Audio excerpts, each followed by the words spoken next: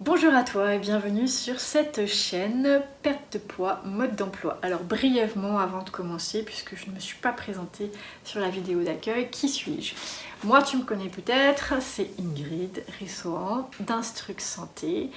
Souvent je suis reliée à la microkinésithérapie. Si tu ne connais pas, c'est une technique qui permet de lire les mémoires corporelles et de relancer le bon fonctionnement du corps. Comment ça se fait que j'atterrisse avec une chaîne spécialisée sur le poids? Tout simplement parce que 1. Dans mon parcours personnel, j'ai été confrontée au poids. 2. Dans mon parcours professionnel, je rencontre plein de personnes qui sont confrontées par rapport au poids. Et qu'est-ce qui m'interpelle? C'est l'échec dans une stratégie pour perdre du poids. Donc si tu vis de l'échec, c'est quoi l'échec? C'est j'arrive pas à perdre du poids, c'est pas durable, c'est trop de contraintes, je suis découragée, etc.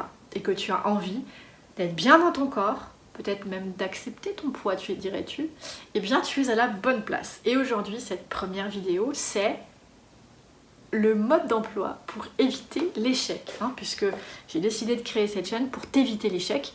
Comment on fait pour éviter un échec face à la perte de poids? Bonne question. Pour répondre à la question, on va commencer par une autre question. Comment ça se fait qu'il y a un échec dans la perte de poids? Parce que théoriquement, on se dit, il y a du poids en trop, il y a un trop plein. Si je coupe les vivres, en gros, je caricature, si donc je limite ma consommation énergétique par l'alimentation, si je donne les bonnes choses à mon corps, voire des compléments, et si en parallèle j'augmente sa dépense énergétique, je perds du poids. Et bien en partant, cette équation, elle est fausse. Ou elle est partiellement fausse. Pourquoi? Ça, c'est dans un monde où le corps est, on va dire, en parfait équilibre, mais tu vas comprendre pourquoi c'est pas vrai en fait. Mais mettons que le corps est en parfait équilibre, tu manges beaucoup, tu manges gras, et tu fais pas de sport, pas d'activité physique, tu es très sédentaire, tu te retrouves avec un excédent.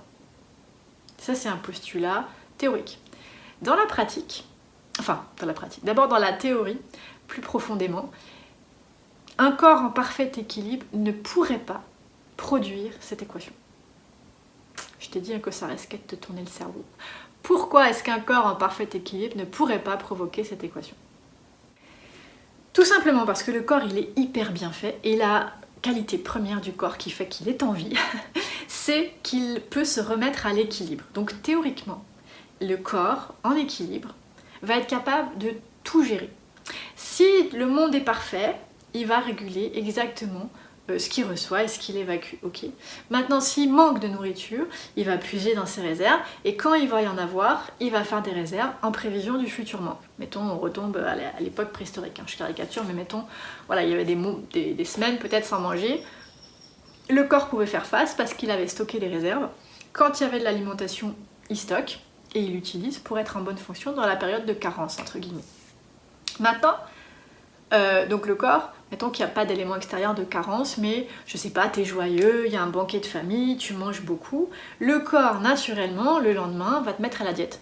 C'est naturel, c'est l'instinct naturel. Donc un corps en parfait équilibre, quand il a de l'excès, il va mettre à la diète. S'il n'a pas assez bougé, il va te faire bouger. C'est-à-dire, c'est un élan, c'est instinctif. Ça, c'est la fonction première du corps.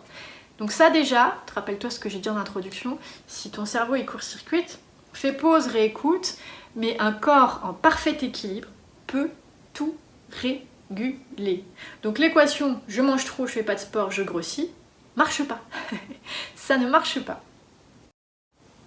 Maintenant, on va dire ok, d'accord, si un corps en parfait équilibre ne peut pas provoquer ça, ça veut dire que le corps n'est pas en parfait équilibre. Bonne réponse. Le surpoids ou l'excès de poids, les quelques kilos en trop, le petit ventre, peu importe, c'est le corps qui quelque part ne régule pas pour une raison différente. Et ce qu'il faut savoir, première étape, c'est que le surpoids, c'est quoi? Souvent, c'est de la graisse et de l'eau. Ou et. Donc ça peut être plus de graisse, moins d'eau, plus d'eau, moins de graisse. Ok? Principalement. Dans le poids peut se retrouver quelques déchets, des toxines, des accumulations qui vont se retrouver beaucoup dans le système nerveux, le système lymphatique, qui vont aboutir à un excès de poids, de la rétention d'eau, la cellulite par exemple, eau, graisse. Et ça, c'est quoi? Ce qu'il faut savoir, c'est que l'eau, c'est pour le bon fonctionnement du corps, c'est pour une évacuation des déchets. Donc il y a un problème au niveau des évacuations. La graisse, le tissu adipeux, par définition, c'est pas quelque chose qui ne sert à rien, c'est quelque chose qui permet de stocker de l'énergie. Okay. Donc un problème de poids, l'équation de départ n'est pas bonne, on n'est pas sur je mange trop, je fais pas assez de sport, on est sur je stocke des réserves d'énergie et je n'évacue pas. Et ou indépendamment des proportions. Okay. Avant d'aller plus loin, tu peux évaluer ton état d'eau et de graisse. C'est pas toujours évident, mais tu peux essayer de le faire. Si tu veux que je t'aide, j'ai un mini programme pour trouver l'équilibre donc pondéral. Pourquoi je dis mini? Parce qu'il n'est pas onéreux. En dollars canadiens, c'est 50 $, c'est 30 €, d'accord? Ça, c'est si tu le fais tout seul. Si tu veux que je t'accompagne, je crois que c'est 75 $, et donc c'est 50 €.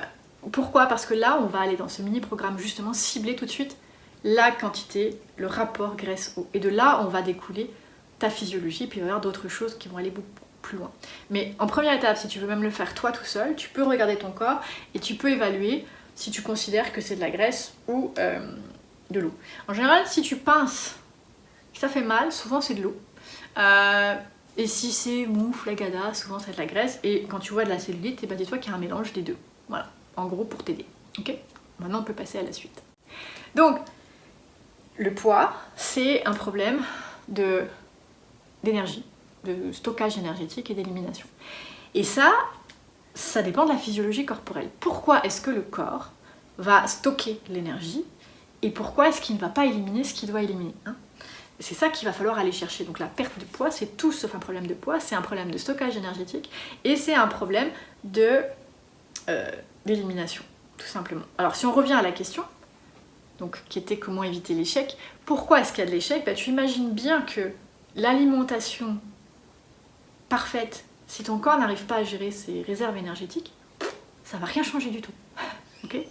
Même que ça pourrait empirer les choses. Parce que si ton corps considère, lui, qu'il est en manque énergétique, peut-être selon la stratégie alimentaire que tu auras choisie, peut-être tu vas le mettre en souffrance. Parce qu'il va manquer d'énergie, et donc il va stocker encore plus. Et ça, c'est les cas de figure classiques des gens qui font attention alimentairement, ou qui ont une stratégie bien élaborée par des diététiciens et tout, mais qui vont prendre du poids.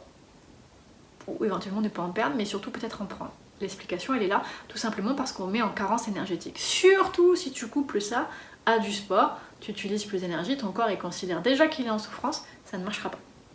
Okay. Donc déjà, je te dirais tous les trucs que je vois passer là sur les réseaux sociaux qui sont prends ton assiette en photo, calcule tes calories et mange juste ton temps de calories par jour. Faux, archi faux. L'équation du nombre de calories nécessaires par jour minimale pour un individu, élaborée dans les bouquins, hein, ça c'est quand le corps est en parfait équilibre et qu'il n'utilise que ça. Or, tu pars du principe que ton corps est en déséquilibre, donc son niveau de consommation énergétique peut être différent. Donc tu essayes de répondre à une équation universelle alors que c'est pas la tienne. Problème. Source d'échec en premier, c'est donc la mauvaise interprétation de l'origine du poids. Ok. On va pouvoir aller plus loin là-dessus, mais ce sera dans une autre vidéo. Donc garde à l'idée que un des échecs principaux, enfin l'échec en fait, provient simplement parce qu'on ne comprend pas. Donc, si tu veux éviter l'échec, hein, c'est d'aller comprendre. Donc je t'encourage à comprendre comment ton corps fonctionne. Et si ce que je t'ai raconté là jusqu'à maintenant, soit tu comprends pas, soit tu dis ok mais c'est pas évident complètement pour moi, alors je t'envoie vers mon mini-programme de trouver l'équilibre pondéral. Pourquoi? Parce que là-dedans tu vas trouver l'explication théorique et les exercices pratiques. Donc tu vas gagner des outils pertinents qui vont t'éviter l'échec, basés sur la compréhension et basés sur toi. Et tu vas apprendre à le faire. Ça c'est cool, parce que tu ne dépends plus de l'extérieur. Tu ne dépends pas de ton coach sportif, tu ne dépends pas d'un diététicien, tu ne dépends pas... Attention, je ne dis pas que ces personnes sont mauvaises, pas du tout. Je dis juste que tu ne dépends pas d'eux.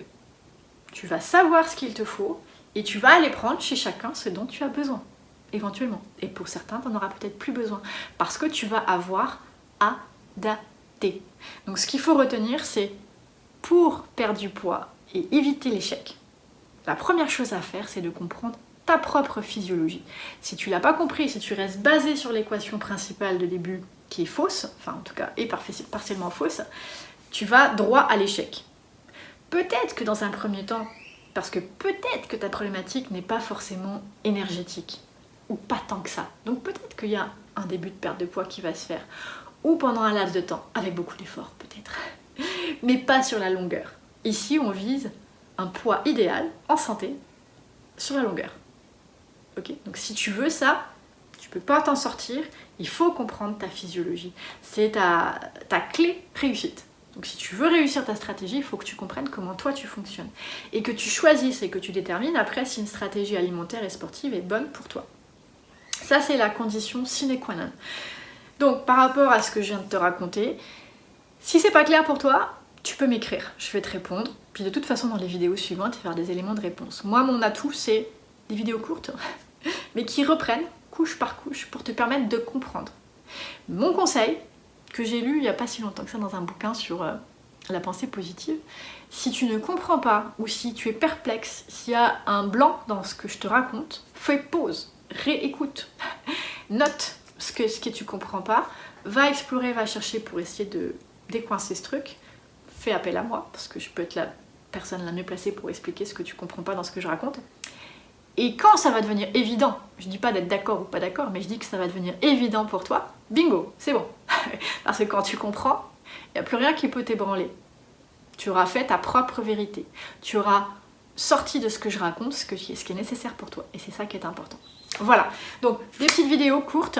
Ici, l'objectif, c'est de te montrer que pour éviter l'échec face à une perte de poids, la première chose à faire, sans laquelle tout peut partir en cacahuète, et sur du long terme, parce que moi je vise le long terme pour la santé et le bien-être, tu risques de te faire des problèmes, tu risques de te créer des problèmes de santé si tu n'as pas compris ta physiologie et si tu n'as pas adapté ta stratégie. Voilà, moi je te dis à bientôt pour une prochaine vidéo dans Perte de poids, mode d'emploi.